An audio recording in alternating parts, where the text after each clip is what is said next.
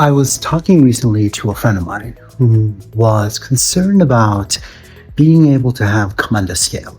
What they were thinking was, well, in Camunda 7, I could only have so many delegates working, right? So basically, when I have a process and it gets to step by step, it could be calling Java code. And when it called the Java code, it was actually calling that code in memory, right? So the delegates were running in the memory space of the JVM that powered Camunda.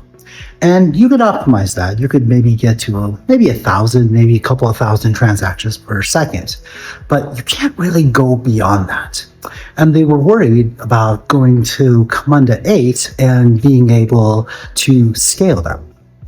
So I talked to them and I explained that the inherent architecture of Camunda 8 is that there are these things called job workers, and job workers live in a separate container.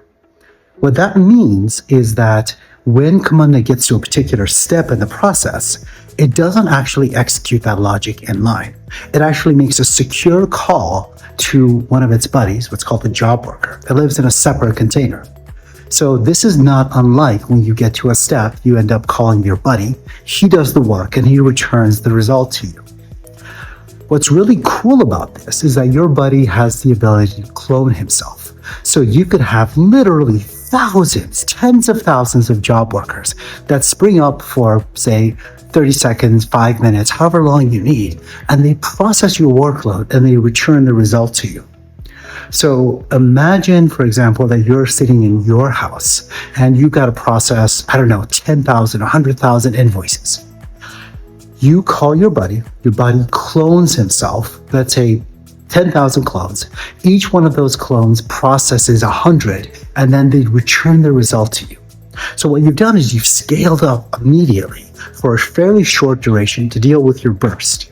And you've done that in such a way that you're not breaking the Camunda system.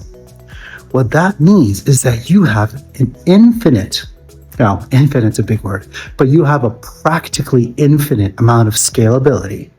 And you can take this information and you can use this to be able to have faith in your system that you can automate the way that you want to be able to automate and scale to the way that you want to be able to scale without having to compromise your throughput. This inherent architecture is why Camunda 8 so far outclasses Camunda 7. And for that matter, other legacy BPMS systems that are monolithic in nature. They can be big and powerful, but if you want to be able to take those old-fashioned systems and say double or triple your throughput, you've got to double or triple the size of the installation. But Camunda is inherently built so that you don't have to do this. And what that means is that you can actually then scale up in a very sort of controlled way to get exactly what you need. And then you stop and you come back to process normally. That is a huge inherent advantage. And it's one of the reasons that Capital BPM only focuses on Camunda, because we really just like working with the best.